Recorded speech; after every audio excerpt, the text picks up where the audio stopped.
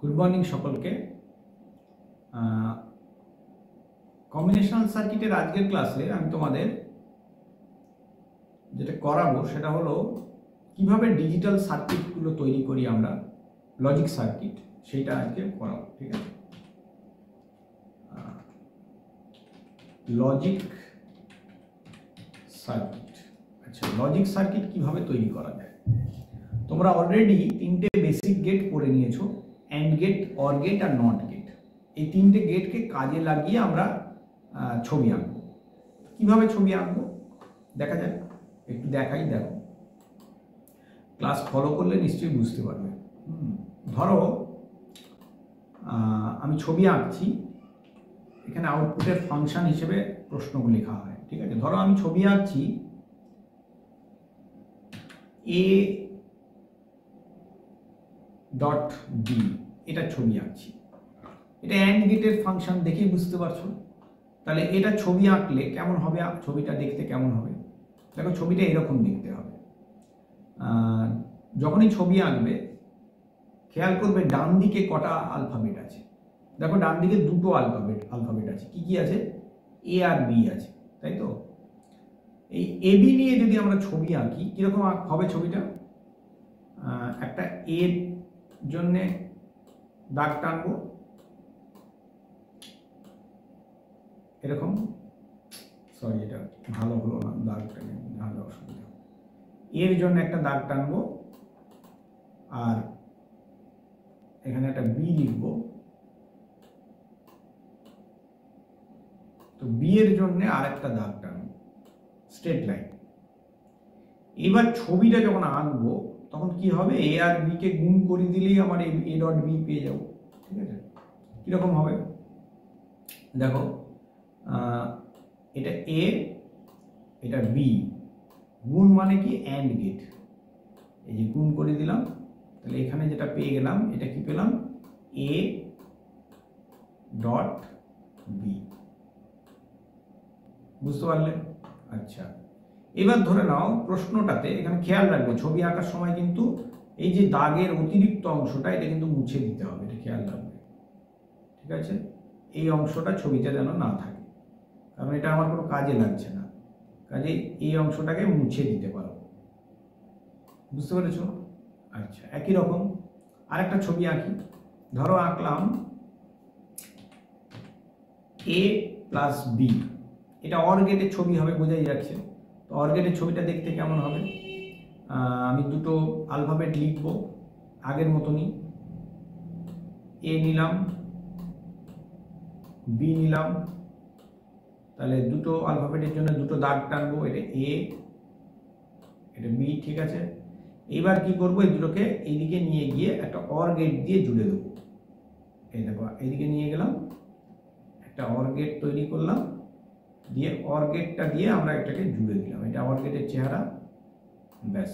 এটা যেটা তৈরি হয়ে গেল, এটা কি হলো? এটা হলো এ প্লাস বি। বুঝতে পারলে? তাহলে এ ডট বি আর এ প্লাস বি তৈরি করতে শিখে গেলে। আচ্ছা, এইবার প্রশ্নটা যদি একটু আলাদা থাকে, আর একটা অ্যান্ড গেট, তোমার নট গেটটা কেমন সেটাও দেখে রাখো, কারণ যদি তুমি ভুলে গিয়ে থাকো বা আগের ভিডিও যদি না দেখে থাকো, তার জন্য একটু দেখিয়ে দিচ্ছি।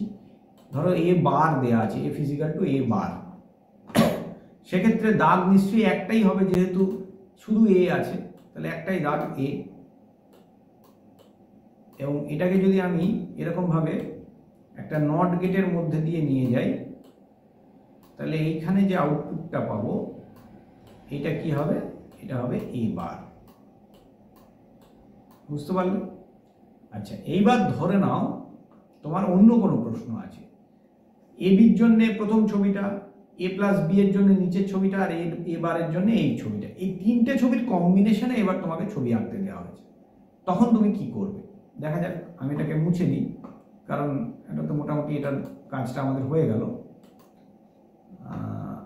হ্যাঁ, একটু মুছে দিলাম, আরেকবার আঁকছি। হ্যাঁ, এবার ধরো তোমাকে একটা প্রশ্ন দেওয়া হয়েছে, একটু বড় করে লিখি।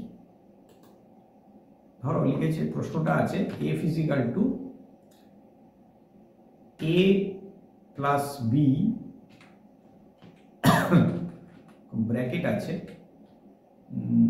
আচ্ছা, প্রশ্নটা এরকম আছে, ধরো এ বার প্লাস বি আছে। এবার খেয়াল করো, শুধু যে এ আর বি আছে তা নয়, এ বার প্লাস বি আছে। তো এবারের দাগ আমরা কোথায় পাবো বলো তো? আমরা এ লিখবো, দুটো আলফাবেট আছে, তাহলে আমরা লেখার সময়, ছবি আঁকার সময় কি লিখবো? এ একটা, কটা আলফাবেট আছে সে কটার দাগ টানতে হয়, এ একটা আর বি একটা, এই দুটোর দাগ টানলাম, ঠিক আছে। আচ্ছা, এইবার বলছে এ বার আছে, শুধু এ নেই, তাহলে এই এর দাগটাকে আমি একটা নট গেট দিয়ে পাঠিয়ে দিলাম। এই, তাহলে এই দাগটা কিসের হয়ে গেল? এই দাগটা হয়ে গেল এর দাগটাই হয়ে গেল এ বারের, বুঝতে পারলে? এবার এই এ বারটাকে আমি কি করলাম, এখানে নিয়ে গেলাম আর তার সঙ্গে বিটাকে নিয়ে গেলাম, নিয়ে গিয়ে যোগ করার জন্য কোন গেট লাগে আমাদের? Or gate. এখানে একটা অর গেট দিয়ে জুড়ে দিলাম। হ্যাঁ, জুড়ে দিলাম। দেখো, যেটা আউটপুটে পেয়ে গেলাম সেটা হচ্ছে যেটা আমাকে আঁকতে দিয়েছে সেটা, তার মানে এ বার প্লাস বি, যা বলেছে আমাকে আমার অলরেডি আঁকা হয়ে গেল। ঠিক আছে, বুঝতে পারলে? আচ্ছা, ধরো বুঝতে পারলে না, আবার আমি পরে প্রশ্ন দেখাচ্ছি। বেশ কয়েকটা এক্সাম্পল না দেখলে জিনিসটা অতটা ক্লিয়ার হবে না। তোমাদের সব কটা এক্সাম্পল যখন দেখে নেবে তখন জিনিসটা ধীরে ধীরে পরিষ্কার হবে। ঠিক আছে, আমি আরেকটা দেখাচ্ছি। এটা মুছে দিলাম। হ্যাঁ, আচ্ছা, এবার ধরো আরেকটা প্রশ্ন আছে, এফ ইজিক্যাল টু এ বার বি প্লাস এ বি বার, এরকম প্রশ্ন আছে। এবার দেখো, এই প্রশ্নটাতে এ বলে একটা আলফাবেট আছে, বি আছে, আবার এ বারও আছে, বি বারও আছে। তাহলে আমার দাগ কিন্তু 4খানা লাগবে, দুটো দাগে হবে না, বুঝতে পারছো? কিন্তু আলফাবেট আছে দুটোই। তাহলে প্রথমে আমি এখানে এ লিখে একটা দাগ তো আমাকে টানতেই হবে, যেরকম টানি। তো এ লিখে একটা এরকম দাগ টেনে দিলাম, আর বি লিখে আর একটা দাগ তো আমাকে টানতেই হবে। এবার দেখো, এ বারও আছে, বি বারও আছে, তাহলে দুটোর জন্যই একটা করে আলাদা করে দাগ টানবো। এই যে এইটা হচ্ছে এ বারের দাগ করে দিলাম, আর একই রকম এ পাশে বি বারের আরেকটা দাগ আমি তৈরি করে দিলাম, বুঝতে পারলে? নট গেট দিয়ে দুটো দাগ টেনে দিলাম। আচ্ছা, এইবার খেয়াল করো যে আমাকে কি করতে বলেছে। এবার করতে বলেছে এখানে আমার এই দাগটা কিসের দাগ? এই দাগটা এ বারের দাগ, আর এইটা হচ্ছে বি বারের দাগ। এবার দেখো, প্রশ্নটা বলেছে যে এবারের সঙ্গে বি গুণ হবে আর এর সঙ্গে বি বার গুণ হবে। তাহলে এবারকে এবার এদিকে নিয়ে যায় এবং বিটাকে এদিকে নিয়ে যায়, এই দুটোকে গুণ করতে বলছে। গুণ মানে অ্যান্ড গেট। তাহলে অ্যান্ড গেটের মধ্যে দিয়ে এই দুটোকে পাঠিয়ে দিই। কি হলো দেখো, এ বার পেলাম আর বি পেলাম। একই রকম সিমিলারলি এ কে বলেছে বি বারের সঙ্গে গুণ করতে। তাহলে আমি কি করব, এখানে বিটাকে নিয়ে গেলাম, বি বারটাকে, আর এই যে এটাকে এখানে নিয়ে গেলাম। হ্যাঁ, এই দুটোকে আর একটা আমি অ্যাঙ্গেল দিয়ে জুড়ে দিলাম। এইখানে কি পেলাম বলতো? এখানে পেলাম এ আর বি বার। দেখো প্রশ্ন, সরি, এ বার, হ্যাঁ ঠিকই বলছি, এ আর বি বার, এ আর বি বার পেয়ে গেলাম। এবার এই দুটোকে এবার ফাইনালি বলেছে যোগ করতে। তাহলে আমাকে কি করতে হবে? এটাকে নেব, এটাকে নেব এবং এটাকে গোটাটাকে একটা অর গেটের মধ্যে দিয়ে পাঠিয়ে দেব। তাহলে কি হয়ে যাবে? যোগ হয়ে যাবে। এটা কি হয়ে গেল? এ বার বি,